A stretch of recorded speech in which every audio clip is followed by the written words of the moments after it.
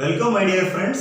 In this session, we are going to discuss about the important questions for our modern methods of pharmaceutical analysis, B Pharmacy final year.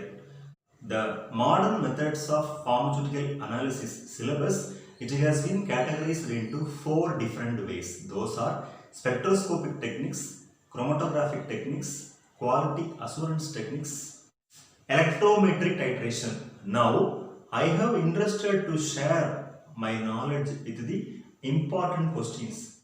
First and foremost, we have to thoroughly study about paper chromatography, column chromatography and thin layer chromatography.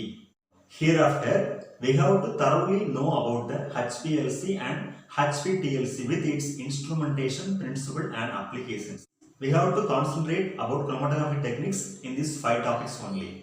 Hereafter, we have to thoroughly know about UV spectroscopy, NMR spectroscopy, mass spectroscopy and IR spectroscopy.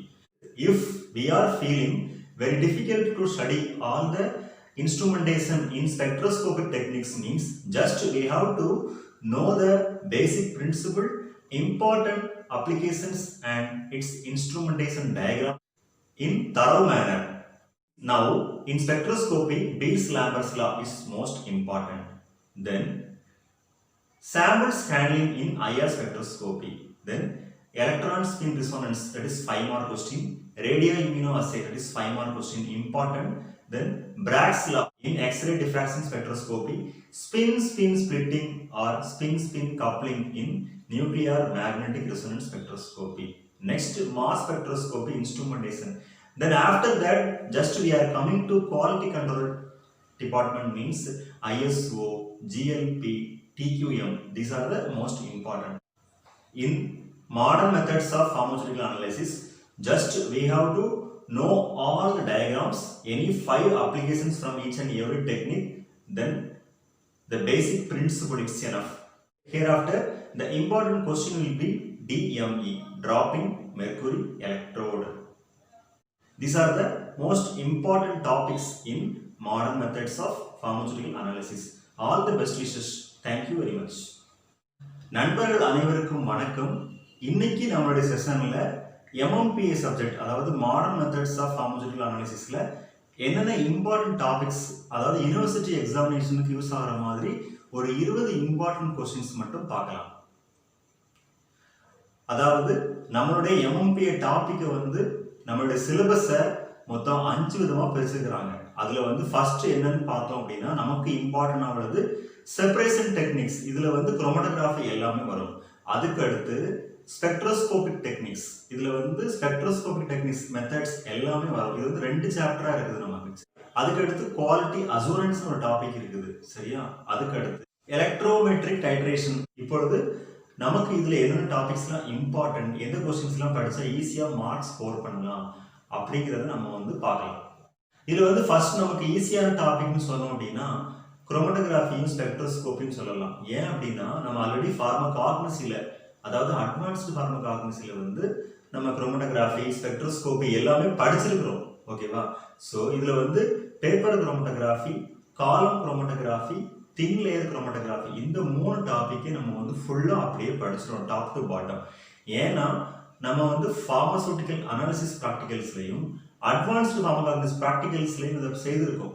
So இது வந்து நமக்கு ரொம்ப ஈஸியா இருக்கும், அதனால ஃபுல்லா படிச்சிடணும். அதுக்கு அடுத்தால HPLC, HPTLC இந்த ரெண்டையும் நம்ம டிஃபரன்ஷியேட் பண்ணி இன்ஸ்ட்ருமெண்டேஷனோட படிச்சுக்கணும். மேக்ஸிமம் குரோமட்டோகிராஃபில இந்த 5 டாபிக்ஸ் எனஃப். அதுக்கு அடுத்து நம்ம ஸ்பெக்ட்ரோஸ்கோபிக்கு வரும்போது UV, NMR, mass and IR இந்த 4ஐயும் படிக்கணும். இந்த 4லையுமே நமக்கு ஃபுல்லா படிக்கிறது கஷ்டமா இருந்ததுன்னா எல்லாத்தோட instrumentation diagram, any 5 applications, principle ரொம்ப ஷார்ட்டா படிச்சுக்கணும். குறிப்பா அந்த பீர்ஸ்-லாம்பர்ட்ஸ் லா ரொம்ப இம்பார்ட்டன்ட். அதுக்கடுத்து IR ஸ்பெக்ட்ரோஸ்கோபில வந்து சாம்பிள் ஹேண்ட்லிங் டெக்னிக் இருக்கு இல்லையா, அது ரொம்ப இம்பார்ட்டன்ட். அதுக்கடுத்து NMR ஸ்பெக்ட்ரோஸ்கோபில வந்து இன்ஸ்ட்ருமெண்டேஷன் அண்ட் ஸ்பின் ஸ்பிளிட்டிங் இல்ல ஸ்பின் கப்ளிங் சொல்லுவாங்க, அது ரொம்ப இம்பார்ட்டன்ட். அதுக்கடுத்து மாஸ் ஸ்பெக்ட்ரோஸ்கோபில இன்ஸ்ட்ருமெண்டேஷன் ரொம்ப இம்பார்ட்டன்ட். அப்புறம் எலக்ட்ரான் ஸ்பின் ரிசோனன்ஸ்ல மேக்ஸிமம் 5 மார்க்ல கேட்க சான்ஸ் இருக்குது. அது ரேடியோ இம்யூனோ அசே, எக்ஸ்ரே டிஃப்ராக்ஷன் ஸ்பெக்ட்ரோஸ்கோபில பிராக்ஸ் லா ரொம்ப ரொம்ப இம்பார்ட்டன்ட். அந்த பிராக்ஸ் லா மட்டும் படிச்சா கூட போதுமானதுதான்.